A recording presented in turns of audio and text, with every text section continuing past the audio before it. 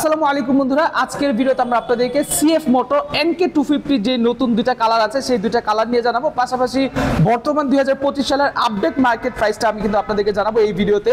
So আপনি দেখতে পাচ্ছেন আমি কিন্তু বর্তমান চলে আসছি সিএফ মোটর একটা অফিসিয়াল শোরুমের মধ্যে, আর এখানে কিন্তু প্রচুর পরিমাণে বাইক আছে। স্পেশালি আজকের ভিডিওতে আমরা হচ্ছে সবার ক্রাশ NK250 যেটা হচ্ছে নেকেড স্পোর্ট যে বাইকটা, সেই বাইকটার প্রাইস, সেই বাইকটার স্পেসিফিকেশন সবকিছু সম্পূর্ণ ডিটেলস জানাবো, ইঞ্জিন ক্যাপাসিটি জানাবো, কাদের জন্য ভালো হবে, কারা বাইকটা নেবেন সেই সম্পর্কে বিস্তারিত আপনাদেরকে জানানো হবে। সো সম্পূর্ণ ভিডিওটা আপনারা না টেনে দেখতে থাকুন। তো দর্শক বন্ধুরা, শুরুতে যদি আমি বাইকটার ডিজাইন নিয়ে কথা বলি তাহলে এটার ডিজাইনটা কিন্তু অসাধারণ সুন্দর একটা ডিজাইন করা হয়েছে। যেই ডিজাইন যদি আমি বলি, এইরকম ডিজাইন বাংলাদেশের মধ্যে খুব খুব খুব কম বাইকের মধ্যে আছে। বাংলাদেশ কেন, ওয়ার্ল্ড ওয়াইড কিন্তু খুব কম আছে বলা যায়, কারণ এইটার ডিজাইন মানে আমি এক কথায় বাংলাদেশের মধ্যে যত বাইক দেখছি যেগুলো হচ্ছে নেকেড স্পোর্টস বাইক, কোনোটাই কিন্তু এটা ডিজাইনের সাথে পারবে না।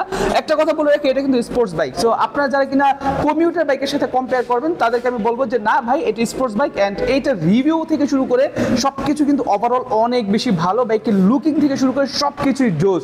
সো চলুন আজকের ভিডিওতে আমি আপনাদেরকে এক এক করে দেখাই দিই এই বাইকের মধ্যে আপনি কি কি স্পেসিফিকেশন পাচ্ছেন, কি কি কনফিগারেশন পাচ্ছেন, সম্পূর্ণ সব ডিটেলস দেখাবো। আপনারা কিন্তু মনোযোগ দিয়ে দেখতে থাকুন। তো আমি শুরুতেই যদি কথা বলি বাইকটার লুক নিয়ে, সো লুকটার মধ্যে দেখতে পাচ্ছেন এখানে যেই কালারটা আছে এটা হচ্ছে অ্যাথেনা ব্লু বলে এই কালারটাকে। এই কালার মধ্যে আপনি দেখতে পাচ্ছেন এখানে দুইটা কালারের মিক্সচার কিন্তু আপনি পেয়ে যাবেন, যেখানে ট্যাঙ্ক প্যাডের মধ্যে আরেকটি পাবেন হচ্ছে ব্ল্যাক কালার। সো এটা হচ্ছে ব্লু কালার এবং এটা হচ্ছে সিলভার কালার, এটা হচ্ছে ব্ল্যাক কালার। এন্ড এটা যে ট্যাঙ্কের যে কি বলে ক্যাপ, সেই ট্যাঙ্ক ক্যাপটাও কিন্তু এটা হচ্ছে সম্পূর্ণ সিলভার কালার। আর পেছন সাইডটা যদি আমি দেখাই, পেছনে কিন্তু আপনি দেখতে পাচ্ছেন এটাও কিন্তু silver colour. So colour combination যদি বলি এক কথা অসাধারণ। পাশাপাশি এটা যে চেসিস আপনি দেখতে পাচ্ছেন, সেই চেসিসটাও কিন্তু সম্পূর্ণ ব্ল্যাক কালার। এন্ড ইঞ্জিনের কালারটা একবার দেখেন আপনি, ইঞ্জিনের এই সাইডটা হচ্ছে সিলভার বা মেটাল কালার, আর উপরের কালারটা হচ্ছে ব্ল্যাক কালার, ব্ল্যাক ডার্ক। আর এছাড়াও এইখানে যে চেসিসটা দেখতে পাচ্ছেন, এই চেসিসটাই কিন্তু এক কথা অসাধারণ।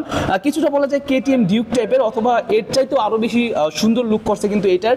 সো আমি যদি পেছনের আরো চেসিসগুলো আপনাদেরকে দেখাই তাহলে আপনারা এই চেসিসগুলো দেখলে বুঝতে পারবেন যে কতটা জোস করছে। এবং এই বাইকের মানে বিল্ড কোয়ালিটির কথা যদি আমি বলি, এক কথা অসাধারণ। বাংলাদেশের যে কোনো ব্র্যান্ডের যে কোনো বাইককে ইজিলি টেক্কা দিতে পারবে এই বাইকটা, কারণ এই বাইকের চেসিস থেকে শুরু করে সবকিছু। আপনারা একবার যে সুইং আর্ম যেটা আসে, সেই সুইং আর্মসটা একবার দেখেন কি জোস করছে সুইং আর্মস। এই টাইপের সুইং আর্মস কিন্তু বাংলাদেশের মধ্যে আপনি কোনো বাইকে দেখবেন না, এত জোস একটা সুইং আর্মস। এর পাশাপাশি আমি যদি আপনাদেরকে কালার কম্বিনেশনের পাশাপাশি এটা সামনের হেডলাইটের কালারটাও দেখাই তাহলে দেখবেন হেডলাইটের যে কালারটা, সেই কালারটাও কিন্তু সম্পূর্ণ ব্ল্যাক একটা কালার করা হয়েছে। আর এই কালারটা কিন্তু জোস। অ্যান্ড হেডলাইটটা কিন্তু ফুল LED একটা হেডলাইট।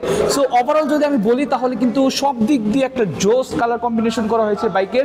মিটারটা যদি আপনাদেরকে দেখাই, সো মিটারের মধ্যে আপনি দেখতে পাচ্ছেন এখানে হচ্ছে ব্ল্যাক প্লাস যেই মেটাল লুক, সেই লুকটা কিন্তু এখানে রাখা হয়েছে। পাশাপাশি এটা যে হ্যান্ডেলবারটা কিন্তু কিছুটা অ্যাশ গ্রে টাইপের কালার করা হয়েছে।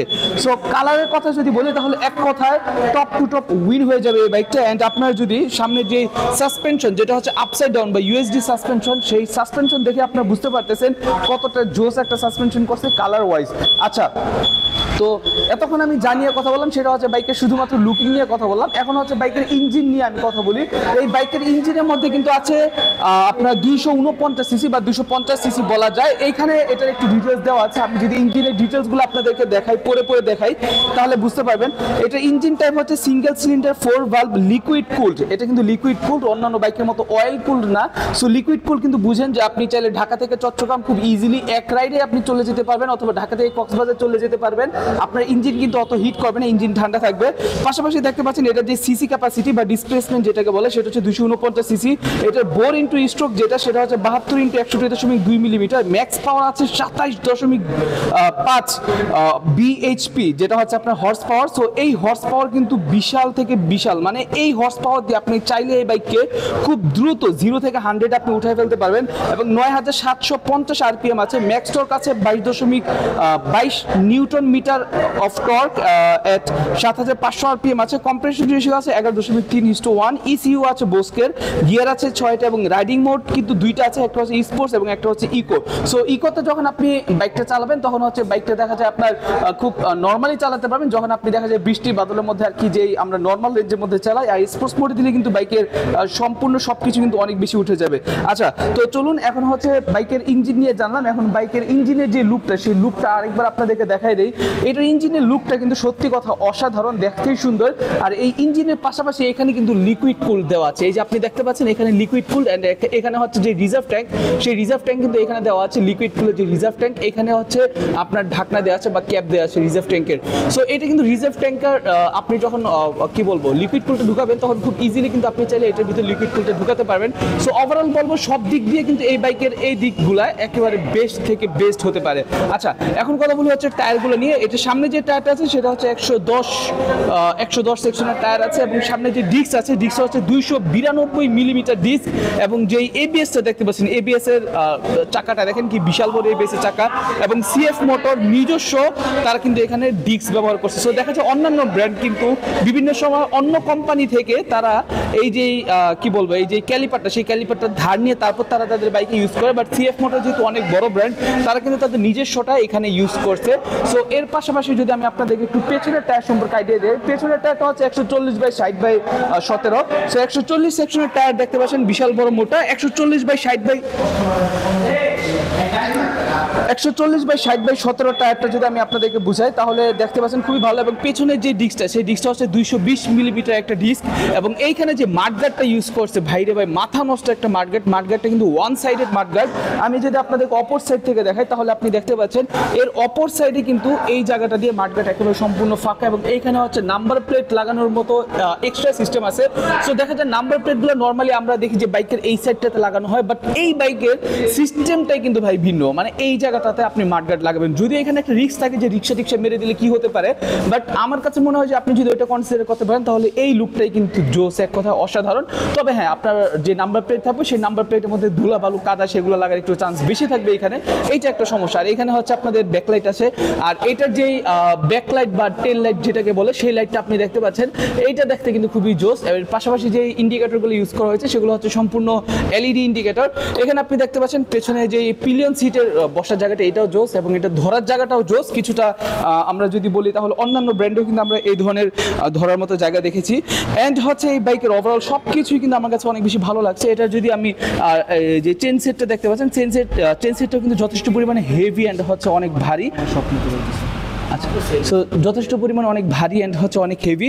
এর পাশাপাশি এখানে দেখতে পাচ্ছেন এখানে হচ্ছে মনোশক সাসপেনশন আছে পেছনেরটা, যেটাও কিন্তু অনেক হেভি।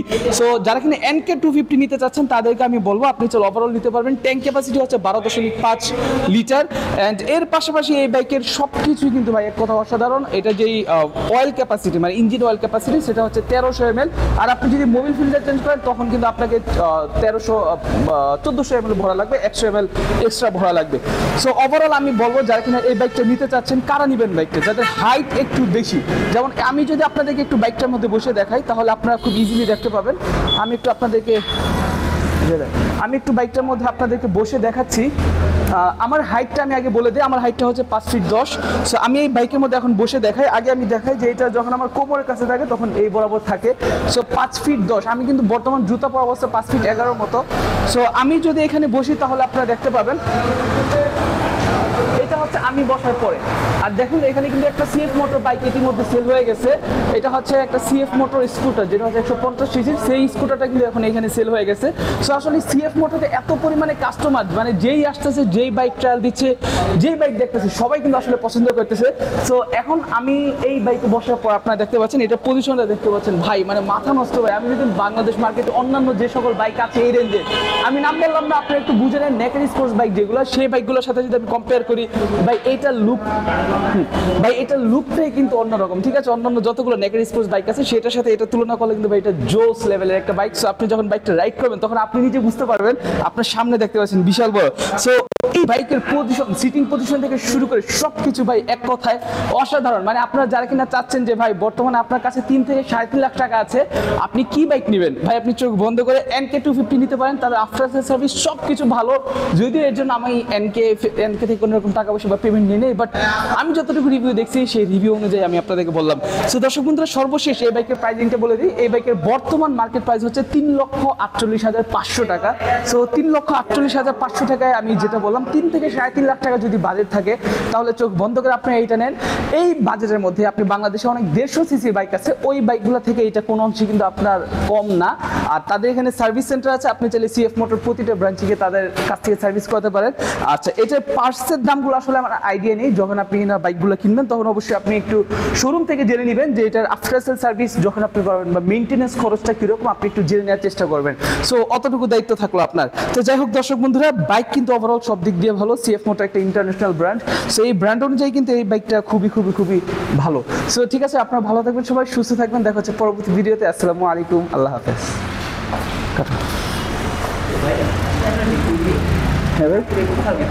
আরে ভাই কি করবো, এটা তো কিছুই না, শুরুই করিনি।